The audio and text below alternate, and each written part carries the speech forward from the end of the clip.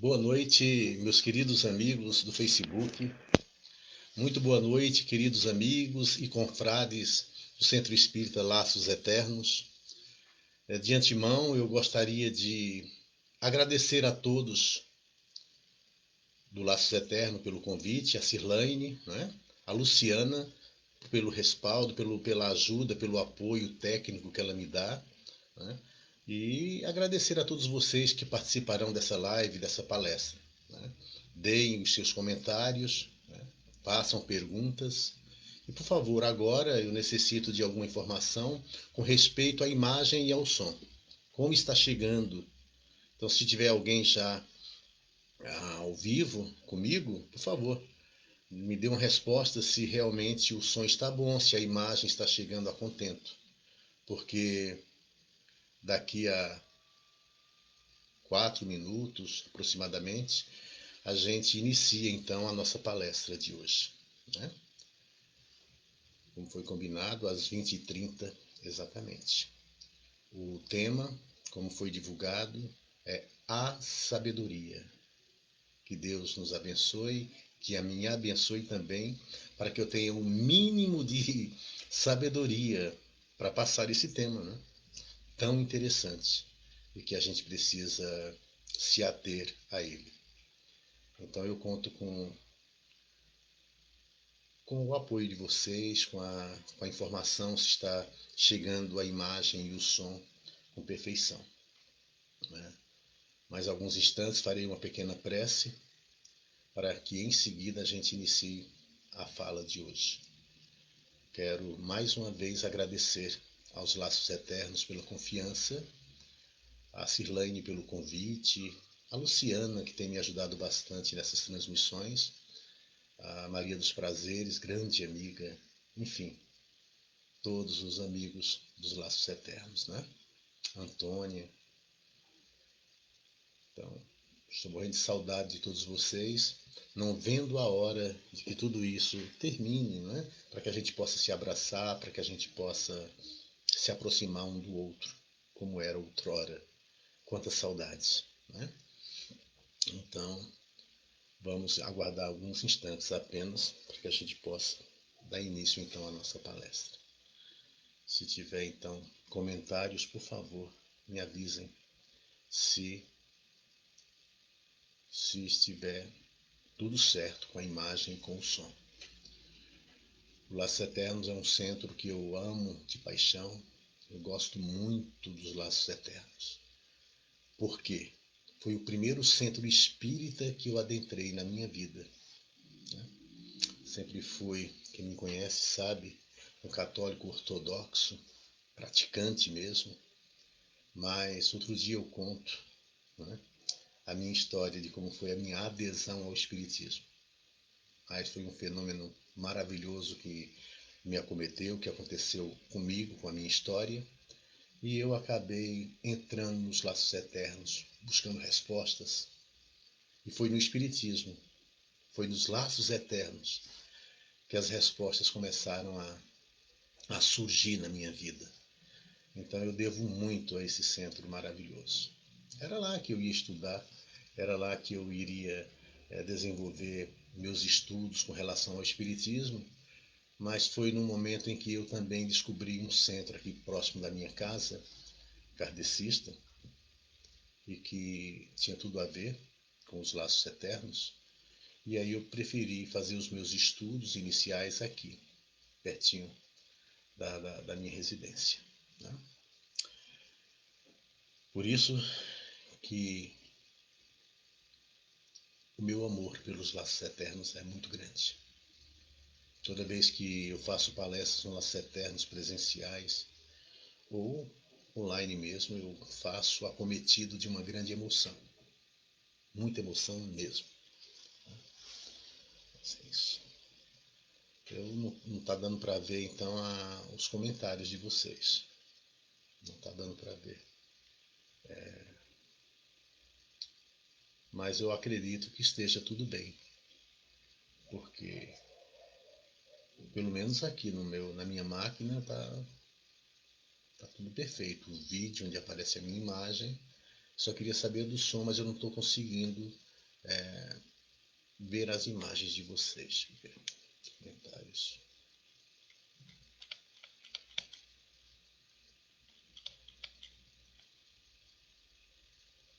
Muito bem. Bom, já se deram aí as 20 horas e 30 minutos e vamos dar início, né? Vamos dar início à palestra da noite, rogando o amparo espiritual, rogando a presença iluminada do Cristo Jesus. Porque quando nos reunimos em seu nome com o mesmo ideal, com o mesmo propósito, com boas intenções e sinceridade no coração, ele ali se fará presente, porque ele mesmo prometeu isso. E Jesus é a expressão da verdade. Então, na certeza da sua divina presença,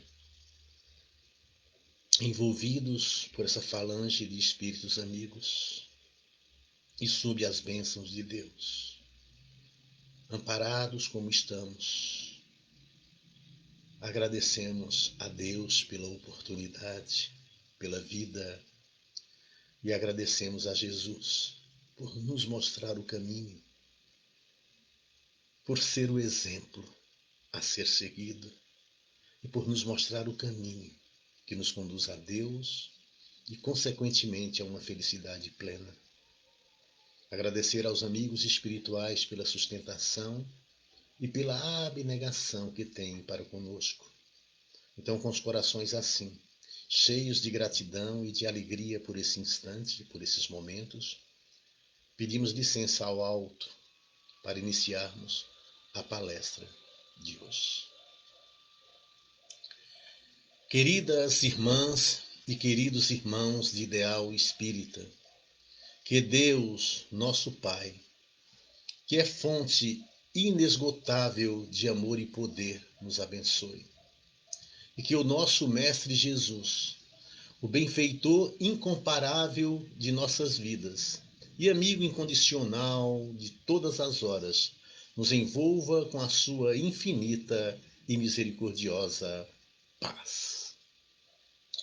Conta-se em um reino muito antigo, um rei soberbo, orgulhoso e muito vaidoso, acreditava que ele era o homem mais sábio do mundo, o homem mais sábio do planeta, porque ele não poderia conceber a sabedoria em pessoas simples. Para ele, para aquele rei, só poderia ser sábio, ser detentor de toda a sabedoria, quem tivesse o poder temporal, o poder que ele exercia naquele reino. Mas ele ficou sabendo que em seu reino havia um frade que andava a fazer palestras iluminadas, um sábio que transmitia sabedoria e amor para todos os habitantes daquele reino. E o frade estava ficando muito famoso. As pessoas se aglomeravam e o perseguiam para ouvir aquele homem de coração bom e de verbo fácil. Então a fama daquele frade começou a percorrer todo o reinado. E o rei começou a ficar enciumado. Como é que pode um homem simples, pobre, ser assim tão famoso? O famoso naquele reino teria que ser ele próprio. Ele não queria dividir a fama com ninguém. Então, acometido de todo o ciúme que o possuía, ele manda chamar o frade à sua presença. O frade então se aproxima do rei e o rei lhe dá uma advertência. Dizem que você é sábio. Não, majestade, imagina. Eu não sou majestade de maneira nenhuma. Mas dizem que você é sábio. Dizem que você anda por aí a propagar sabedoria, a propagar amor. E eu quero fazer um teste contigo. Vou te fazer 3 perguntas. e você tem 1 mês para me trazer as respostas. Se as suas respostas forem satisfatórias, você estará livre para continuar as suas pregações no meu reino. Mas, se uma das suas respostas estiver errada, você será morto. A sua pena será a morte. Pois não, majestade, disse sussurramente aquele pobre homem humilde. E o rei disse: pois não. As 3 perguntas que eu quero as respostas suas daqui a 1 mês são: primeira, quantos cestos enchem o mundo? Ou seja, quantos cestos são necessários para caberem nele, para caber neles todo o planeta Terra? Segunda pergunta, quanto dinheiro custa a minha vida? Terceira pergunta, o que eu vou estar pensando naquele momento? Essas serão as 3 perguntas que eu quero respostas exatas. Quantos cestos são necessários para o mundo enchê-los? Quanto custa a minha vida em dinheiro? E o que eu estarei pensando naquele momento? Você tem 1 mês. Então, pois não, majestade, o sábio se retira humildemente e começa a ficar muito preocupado. Realmente, na sua cabeça, ele teria apenas 1 mês de vida, porque ele não iria conseguir responder aquelas 3 perguntas dificílimas, segundo o seu conceito. E muito preocupado ele estava, que chamou a atenção do seu humilde jardineiro. O jardineiro então pergunta por que ele está tão preocupado. Ele lhe diz: uma preocupação imensa me acomete, mas você não pode me ajudar. Ninguém pode me ajudar. Eu terei que sofrer as consequências do que virá e ninguém poderá me socorrer. Ninguém poderá me ajudar. O jardineiro, então, amigo, lhe diz: mas desabafe, conte pelo menos o que te acomete, que tristeza é essa, qual é o problema. Se eu não puder te ajudar, pelo menos você desabafa e se sentirá um pouco melhor. Conte. Ele então resolve desabafar para o jardineiro e lhe conta toda a história, que ele tem apenas 1 mês para responder 3 perguntas dificílimas de serem respondidas. E aí discorre, fala para o jardineiro quais são as perguntas. Quantos cestos são necessários para o mundo enchê-los? Né? Quanto em dinheiro vale a vida do rei? E o que ele estará pensando naquele momento? O jardineiro então baixa a cabeça, considera que realmente são perguntas muito difíceis. O sábio fala: tá vendo? Eu não disse que ninguém pode me ajudar, mas pelo menos você tinha razão e eu desabafei. Foi bom ter falado com você, meu amigo. E ele continua preocupado durante o decorrer de todos aqueles dias.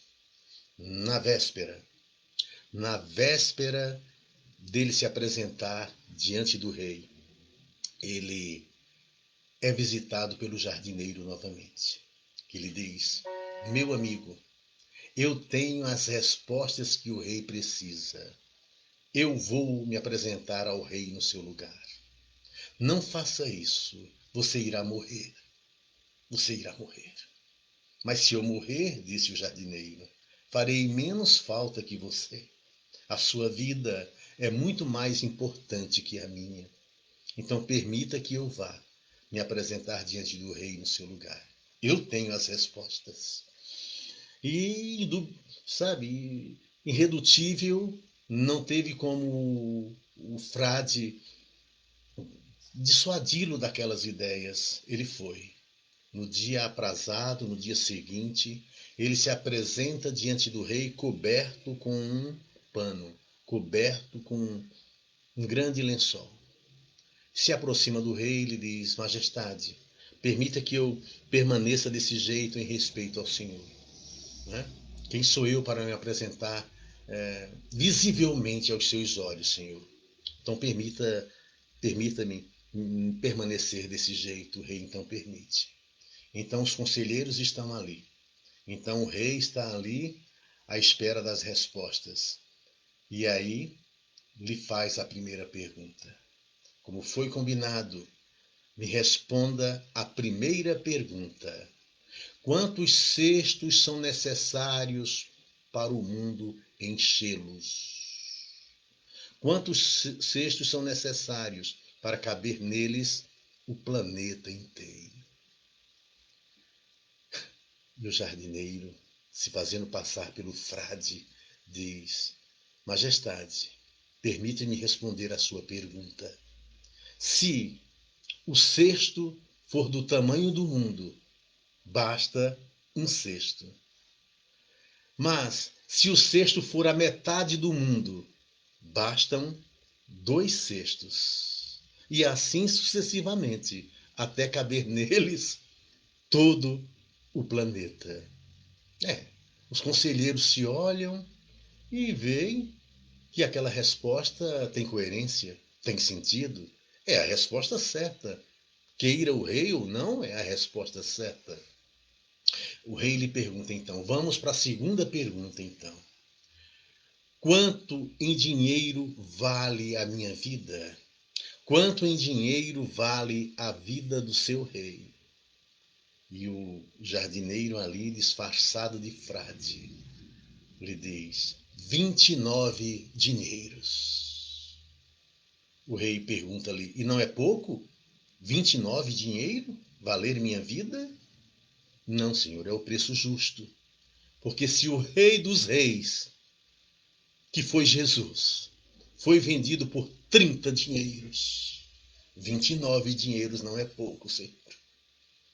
Então a sua vida vale 29 dinheiros. Tem sentido.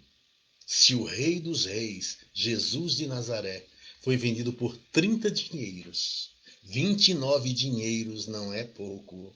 O rei então fica satisfeito com aquela resposta. E aí vem a terceira pergunta.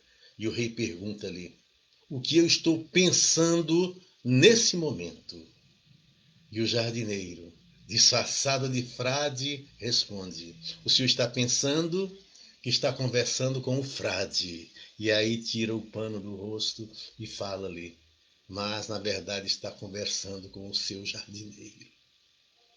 O rei então baixa a cabeça, compreende a sabedoria daquele homem simples, reconhece que as respostas estão exatas, reconhece naquele momento que não precisa ter poder temporal, reconhece naquele momento que não precisa de pompas ou ostentação para ter sabedoria e libera aquele jardineiro e perdoa também o frade, permitindo que ele continue as suas pregações de amor, as suas pregações de sabedoria.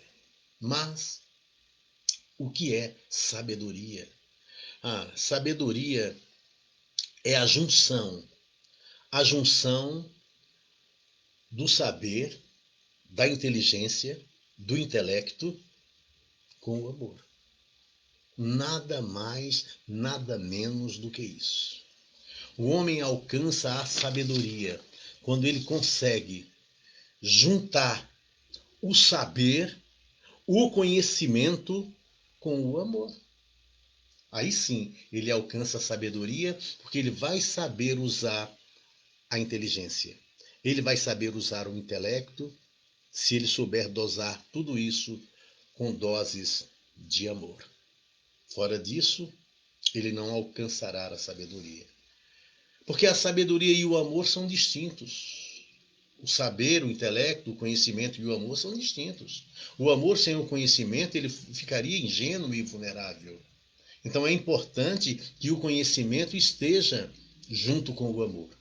No livro dos Espíritos, inclusive, os Espíritos nos orientam que o saber vem primeiro. A inteligência sempre vem primeiro, em primeiro lugar. Em segundo plano, o amor. Para você saber o que fazer exatamente com o amor. E essa junção dessas duas coisas resulta em sabedoria. Né? Sábio é aquele que desenvolve a capacidade sapiencial de avaliar, compreender e ponderar as ideias com a precisão de um cientista, com a generosidade de um benfeitor, com a sensibilidade de um poeta, com o bom senso de um filósofo e a maturidade das crianças. A maturidade das crianças. E o desprendimento daqueles que amam de forma incondicional. Então, sabedoria é isso. Sabedoria é quando você adquire essas condições de olhar o mundo com os olhos espirituais, com a simplicidade de uma criança, com a precisão de um cientista e com o amor daqueles que amam de forma incondicional. Incondicional. Tem uma passagem no livro de Lucas que eu acho interessante, que poucas pessoas eu vi pregar a respeito. Poucos pregadores da palavra de Deus, poucos pregadores dos evangelhos interpretam satisfatoriamente aquela passagem. Mas é uma passagem que está escrita. É uma passagem que está no evangelho de Lucas e que encerra nessa passagem algumas palavras de Jesus, né? Jesus pergunta aos discípulos lá em Lucas, capítulo 22, versículo 35, se, quando ele mandou os 70 de dois em dois, sem alforge, sem ouro e nem prata, para não lhes causar cansaço, quando mandou de dois em dois, sem valor monetário nenhum, sem bolsa, se lhes faltou alguma coisa. E os discípulos falam, não, mestre, não nos faltou nada. Jesus fala, pois então agora chegou o momento de quem tem uma capa, venda. Quem tem alforge, venda. Quem tem alguma coisa de útil, venda e compre espada. Vender o que você tem, vender a capa, vender a bolsa, vender o alforge para comprar espadas. Então os discípulos procuram entre eles e encontram duas. E chegam para Jesus e falam, mestre, encontramos duas apenas. E Jesus termina o capítulo 22 dizendo assim, basta. É um diálogo singular, onde Jesus manda que eles vendem seus apetrechos, que eles vendam seus apetrechos. Jesus ordena que eles vendam o que eles têm e comprem espadas.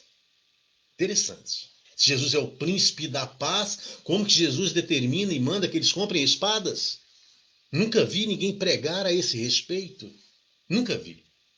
Nunca ouvi ninguém pregar a esse respeito dessa passagem.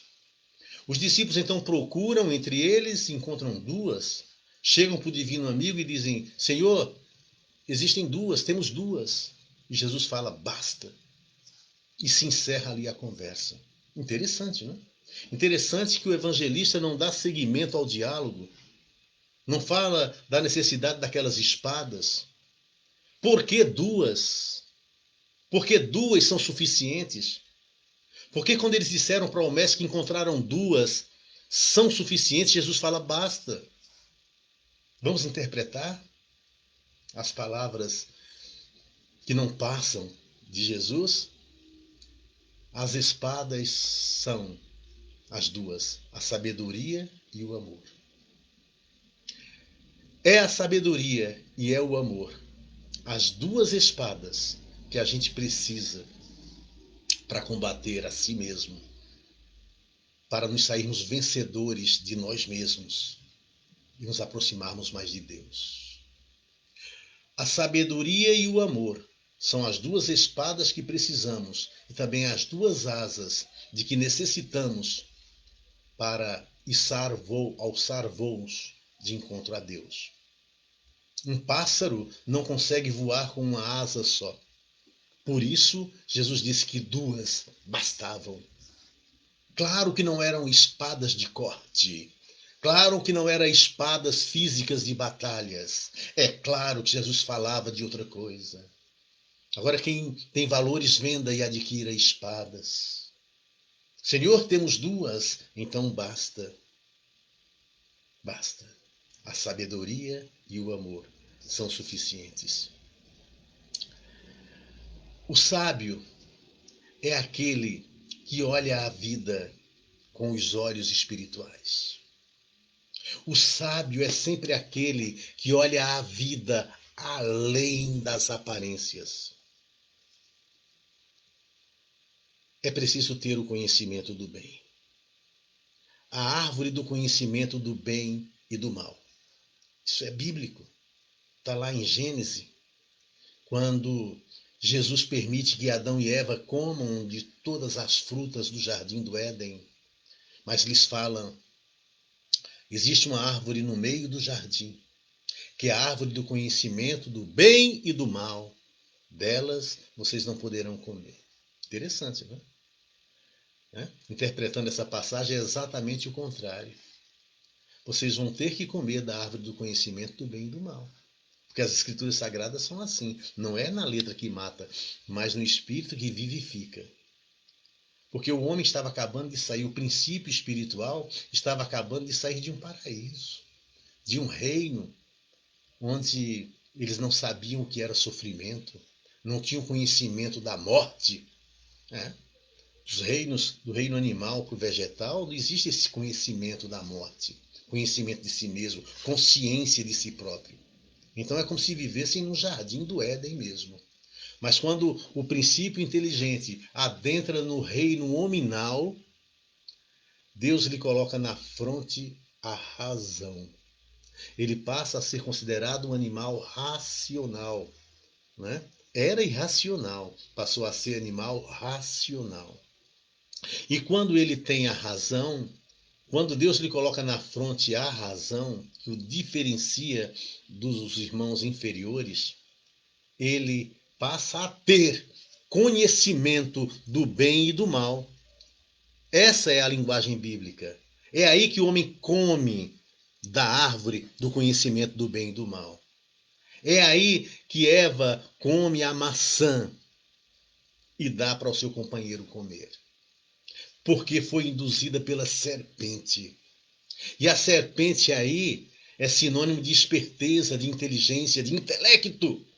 Então foi o intelecto do próprio homem que fez com que ele tomasse posse do conhecimento do bem e do mal.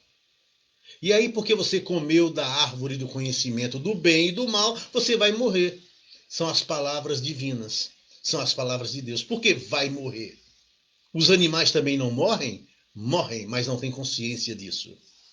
Mas o homem passa a ter conhecimento da própria morte, porque tem conhecimento do bem e do mal. Aí ele começa a responder pelos seus atos. Pelos seus atos. E aí ali praticamente se encerra a criação de Deus. Deus trabalha incessantemente. Fala que no 7º dia ele descansou. Força de expressão, modo de falar.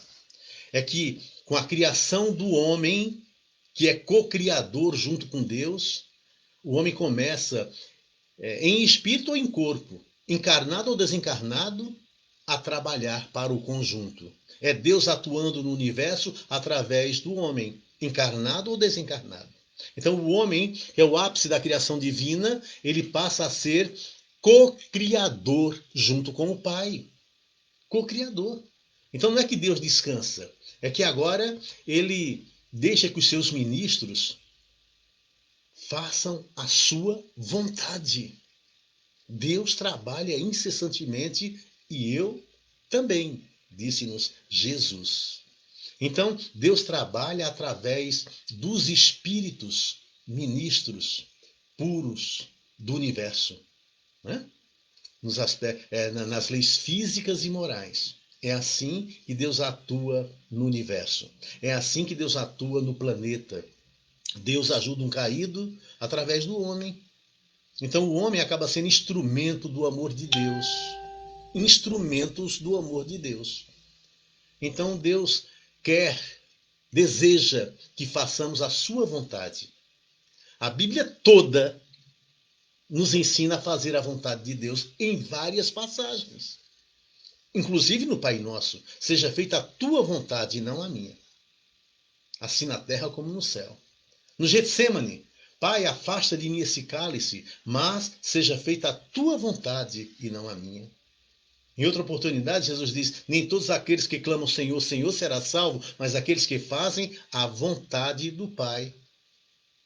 Paulo, lá aos Romanos, capítulo 12, não vos conformeis com o mundo, mas transformai-vos pela renovação da vossa mente para entender qual é a boa, perfeita e agradável vontade de Deus.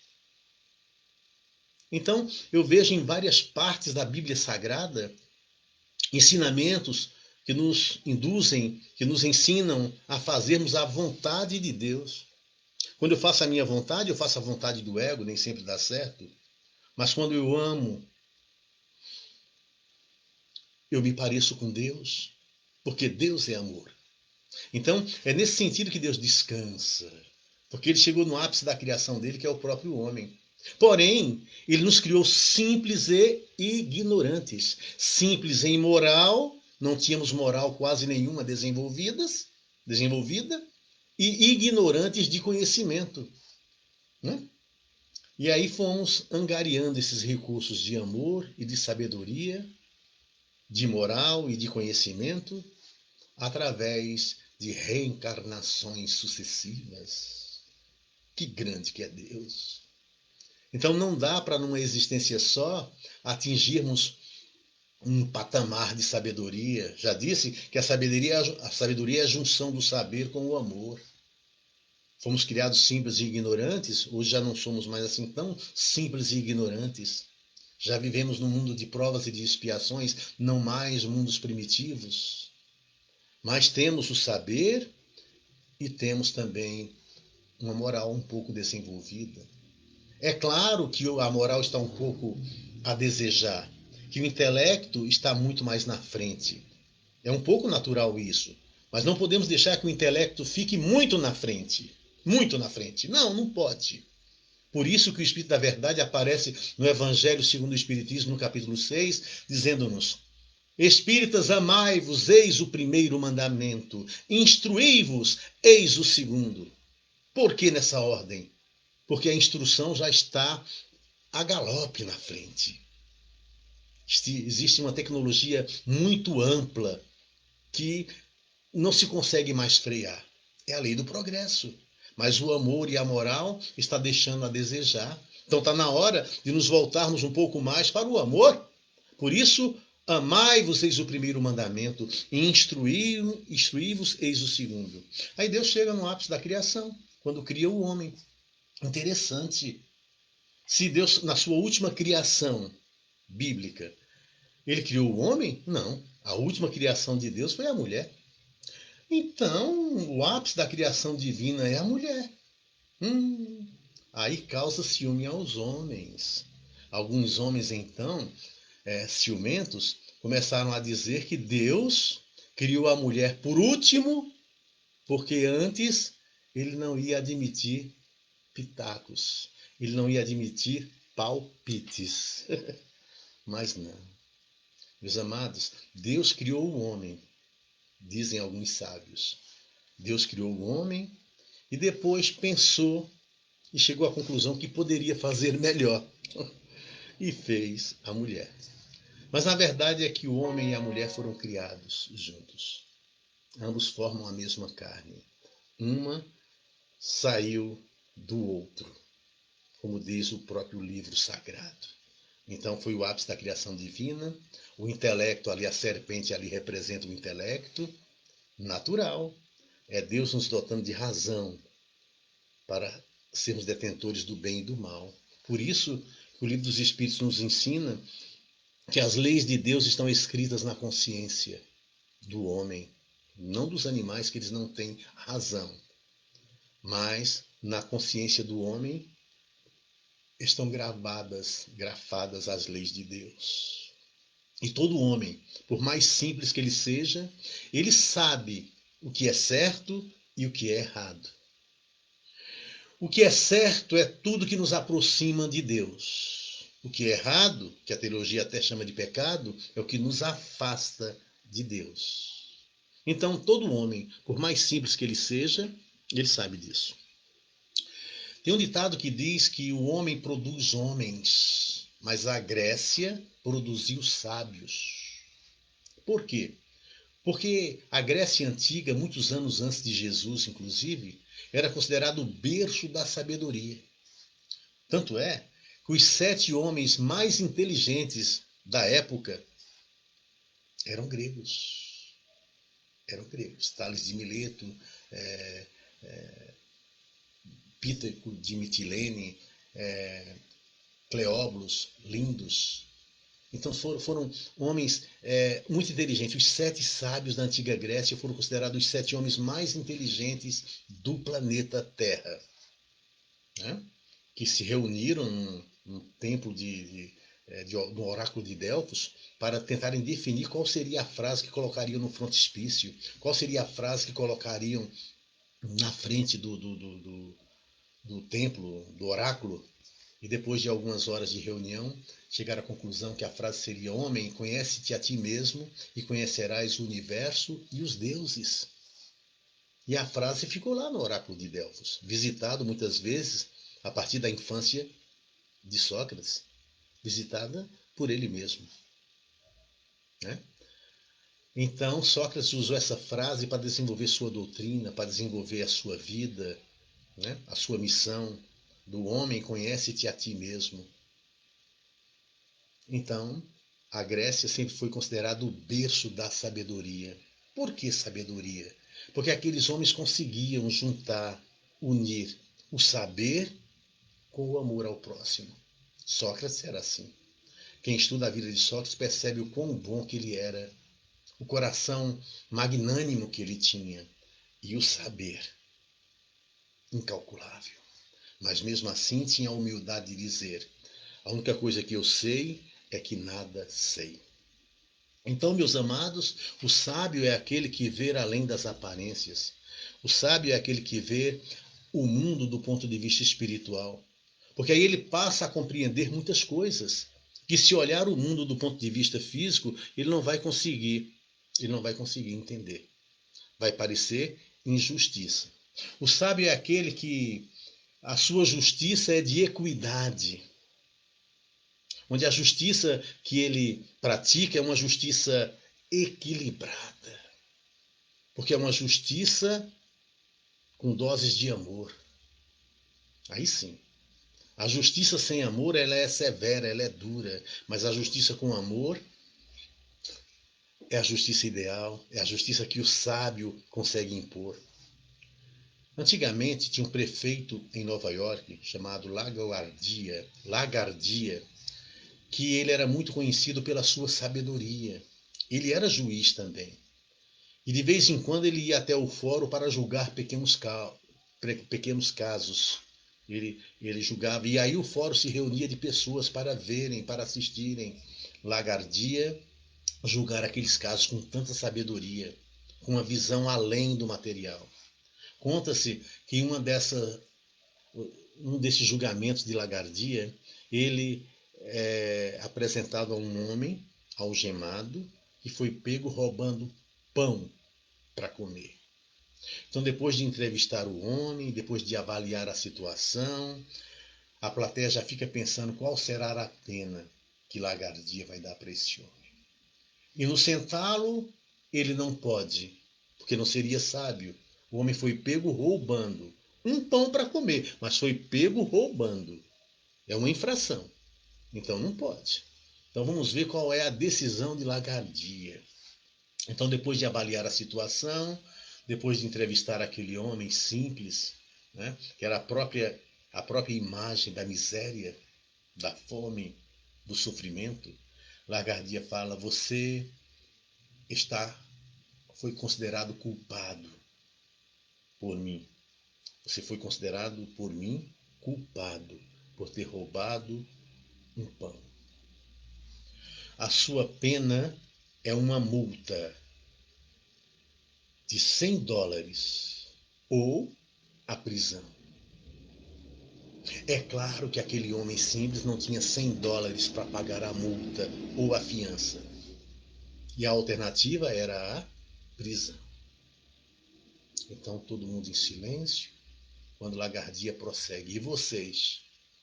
E vocês todos estão condenados a pagarem uma multa cada um de $1. Quantia essa que servirá para ressarcir a multa deste homem e colocá-lo em liberdade. Vocês estão condenados a pagar uma multa de $1 cada um, por viverem em uma sociedade em que um homem é preciso roubar para comer. Então vocês são condenados por isso. Olha que sabedoria. Então ele condenou o mundo, ele condenou aqueles homens a pagarem $1 para ressarcir a multa que ele impôs àquele homem e dar-lhe a liberdade. Porque a sociedade é responsável por um homem que precisa roubar um pão para comer. É como diz a música de um amigo meu, né? Eu não sou dono do mundo, mas sou filho do dono. Eu sou culpado por isso. Então, o mundo está aí nas nossas mãos. Nós somos artífices da nossa própria felicidade ou infelicidade. Depende de nós. Mas, se seguirmos as pegadas de um grande sábio chamado Francisco de Assis, poderemos optar para sermos instrumentos de Deus. Instrumentos do amor de Deus. Assim, seremos felizes. E todo o conhecimento que já adquirimos até agora, se for dosado de amor, de caridade, vai se transformar em sabedoria. Não adianta a gente se preocupar com a vida. Jesus disse-nos para não nos preocuparmos com o dia de amanhã. Porque para cada dia já basta o seu peso. Para cada dia já basta a sua turbulência. E a gente fica muito preocupado com isso. Só duas coisas, meus amados, deveriam nos inquietar. Se vamos ser bem-sucedidos ou se vamos ser mal-sucedidos. Se formos bem-sucedidos, não devemos nos inquietar. Mas se formos mal-sucedidos, só duas coisas devem nos inquietar. Se vamos ficar doentes ou se vamos manter a saúde. Se vamos manter a saúde, não devemos nos inquietar. Mas se vamos ficar doentes, só duas coisas devem nos inquietar. Se vamos morrer ou se vamos sobreviver. Se vamos sobreviver, não devemos nos inquietar. Mas se vamos morrer, só duas coisas devem nos inquietar. Se vamos para o céu ou se vamos para o inferno. Se formos para o céu, não devemos nos inquietar. Mas se formos para o inferno, também não devemos nos inquietar, porque seremos recebidos lá por muitos amigos que nos antecederam na viagem. Moral da história, não devemos nos inquietar. Não devemos nos inquietar com coisa alguma, porque Deus está no comando. E procurar desenvolver a asa do amor. Porque cabe pelo menos a nós espíritas amarmos, é o primeiro mandamento, e nos instruirmos, eis o segundo. Né? A instrução, já que vivemos nesse mundo, nessa atualidade tão avançada, já está muito adiantada. Então cabe agora ao espírita amar. Né? Como nos diz uma grande oração que nós conhecemos e que é proferida em várias reuniões de terapias de grupos do planeta todo, chamada Oração da Serenidade. Oração da Serenidade. Que eu já falei algumas vezes que não deveria ser a oração da serenidade. Deveria chamar-se oração da sabedoria. Porque veja o que diz a oração. Senhor, concedei-me a serenidade necessária para aceitar as coisas que eu não posso modificar. Coragem para modificar aquelas que eu posso. E sabedoria para perceber a diferença. Serenidade para aceitar as coisas que eu não posso modificar. Coragem para modificar aquelas que eu posso, mas eu tenho que ter sabedoria para saber o que fazer. Então, eu peço a Deus então sabedoria para aceitar as coisas que eu não posso modificar e ter sabedoria também para saber a diferença do que eu posso e o que eu não posso modificar. Porque se eu tentar modificar uma coisa que eu não posso, eu vou sofrer. Então eu tenho que aceitar. Isso é sabedoria. E uma das coisas que eu não posso modificar é o outro. Eu não posso modificar o outro. Eu não posso modificar a minha esposa, eu não posso modificar ninguém, senão a mim mesmo. E mesmo assim, com muita dificuldade, aí entra a coragem. Coragem para modificar o que eu posso, que é a mim mesmo. Eu não posso modificar o mundo, mas eu tenho que aceitar o mundo como ele se apresenta e não como eu gostaria que ele fosse. Não é? Aceitando que Deus está no comando. Mas eu posso mudar a mim mesmo. É a única coisa que eu posso mudar na minha vida. Meus amados, Paulo, um apóstolo da gentilidade, ele nos explica, Paulo nos explica que o saber incha, só o amor edifica. O saber incha, o amor edifica, o amor faz crescer.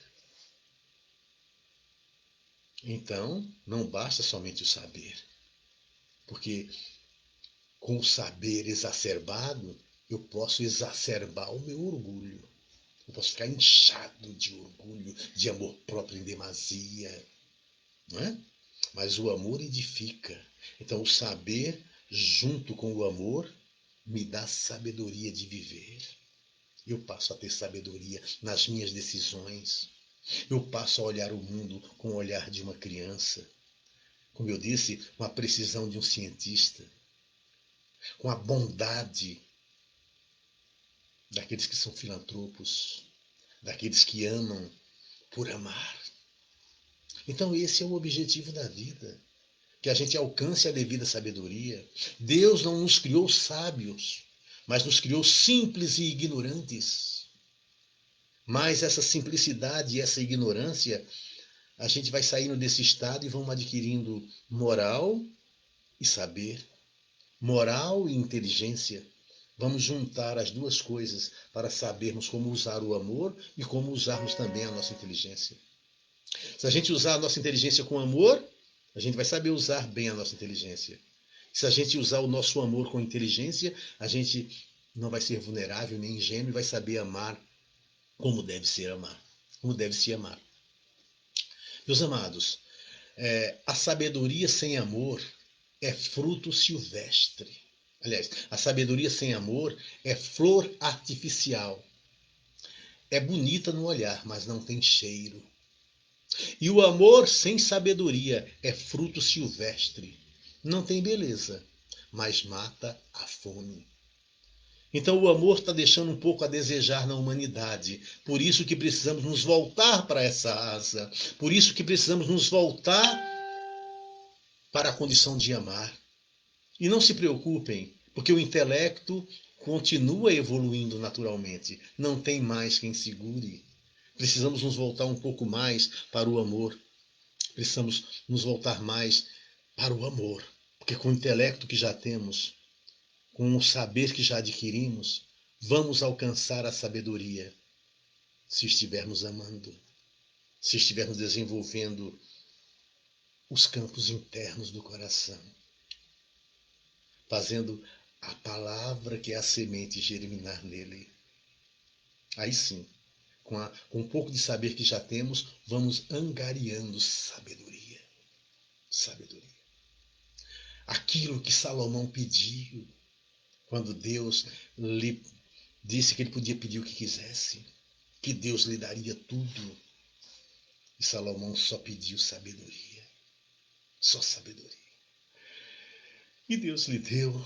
E Salomão passou a ser o homem mais sábio da sua época. E aí, por ser tão sábio, ele se tornou rei, filho de Davi, herdou o trono, mas governou com muita sabedoria. Por quê? tinha aquilo que mais havia pedido a Deus, sabedoria. Não pediu riqueza, não pediu mais nada, não pediu vida longa, não pediu saúde, pediu sabedoria. Ou seja, a junção do amor e do saber. A junção do amor e do saber. Conta-se que um sábio, conta-se que um mestre de sabedoria, ele adentra na tenda do seu discípulo e vê o seu discípulo cercado de livros por todos os lados. E lendo um, e lendo o outro, e correndo atrás de um, e lendo o outro, e abre um, e abre o outro, e vê aqui, e abre ali, e faz pesquisa nesse, faz pesquisa naquele. Então o sábio olha para ele e fala assim: o que você está fazendo? E o discípulo lhe diz: ah, mestre, estou correndo atrás da sabedoria. E o mestre lhe pergunta: e quem lhe disse que a sabedoria está na frente e que você está atrás? Que a sabedoria corre e que você precisa correr atrás dela? Quem te disse que a sabedoria corre na sua frente e que você precisa correr atrás dela? Às vezes, meu filho, serenar os pensamentos, acalmar a mente, é o caminho mais fácil de se alcançar a sabedoria. Então aquele discípulo fala: me ensine, mestre, como fazer, como alcançar então a sabedoria. E o mestre lhe diz: fazendo boas escolhas na vida. E o discípulo lhe pergunta: mas como eu faço boas escolhas? E o mestre lhe diz: tendo experiência. Ué, mas como, mestre, adquirir experiência? O mestre lhe diz: fazendo más escolhas. Ou seja, é fazendo más escolhas, é errando e compreendendo e aprendendo com o próprio erro, adquirindo experiência. Porque fazendo más escolhas, adquirindo experiência, você vai começar a fazer boas escolhas. Aí você está agindo com sabedoria. Então é más escolhas, é viver, é aprender com os próprios erros. É aprender com os próprios erros. Então lhe dá alguns conselhos, lhe dá alguns pergaminhos de algumas doutrinas e religiões daquela época e vai embora. E depois de alguns meses o mestre volta, vê que ele estava estudando aqueles pergaminhos de todas as religiões da época, lhe pergunta como ele está. Ele fala: estou inquieto ainda, mestre, porque cada religião é diferente da outra, cada doutrina é muito diferente uma da outra. Eu estou tentando achar a junção, o ligamento de uma para a outra. Dá trabalho. Eu ainda estou muito inquieto. O mestre então fala: então se volte para o amor. O mestre então lhe fala: se volte para a caridade. Procure desenvolver o altruísmo em você. A caridade é um caminho também para alcançar a sabedoria.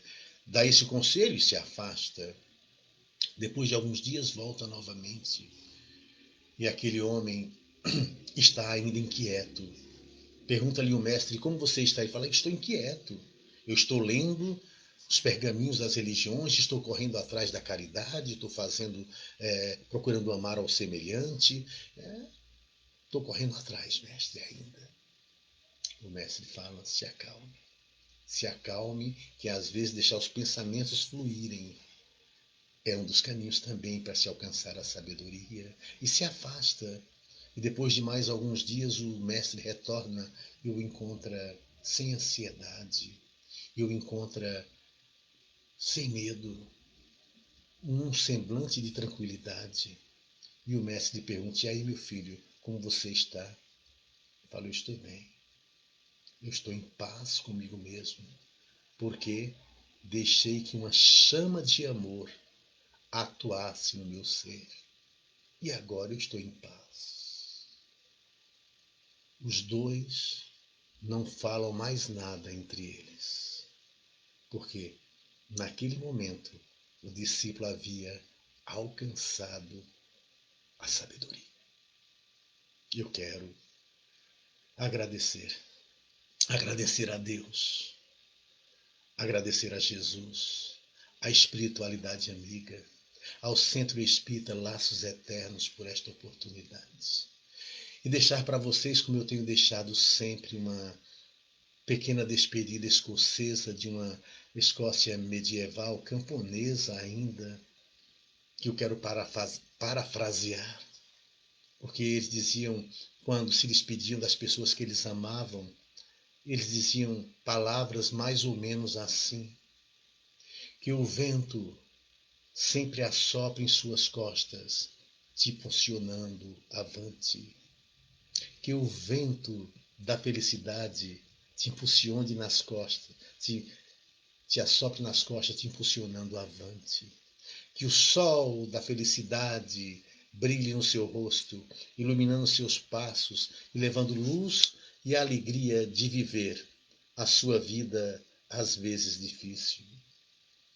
Que uma chuva de bênçãos caiam sobre suas cabeças. E até nos encontrarmos de novo, que Deus o tenha ou que Deus a tenha, tranquilos e suave na palma de sua mão. Muito obrigado. Muito obrigado a todos. Que Deus abençoe abundantemente a todos nós. Vamos orar? Vamos agradecer a Deus por essa oportunidade, pela oportunidade que temos de crescer, de aprender a cada dia, a cada instante, por usarmos o nosso tempo de maneira correta, como um instrumento de evolução, de aprendizado, onde a gente possa desenvolver o amor. Agradecer a Deus por Jesus, esse Espírito amigo e irmão maior, que nos ensina o caminho, porque Ele é a verdade, Ele é a vida, portanto, o único caminho que nos conduz a Deus. O seu Evangelho, os seus ensinamentos são verdadeiramente o único caminho que nos conduzirá a Deus.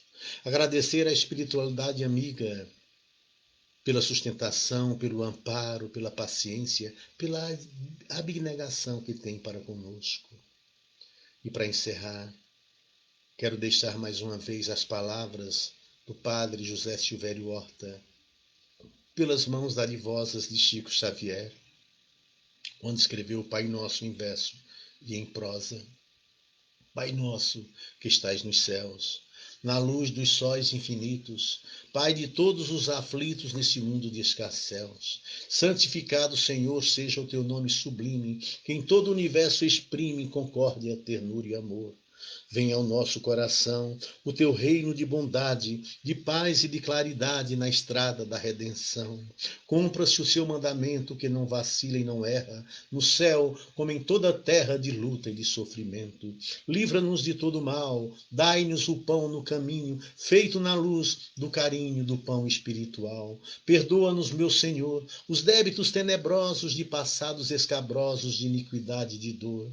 Auxilia-nos também nos sentimentos cristãos a amar nossos irmãos que vivem longe do bem. Com a proteção de Jesus, livra nossa alma do erro, nesse mundo de desterro distante da tua luz, e que a nossa ideal igreja seja o altar da caridade, onde se cumpre a vontade do teu amor. Assim seja, assim seja. Graças a Deus e graças a Deus. Obrigado a todos.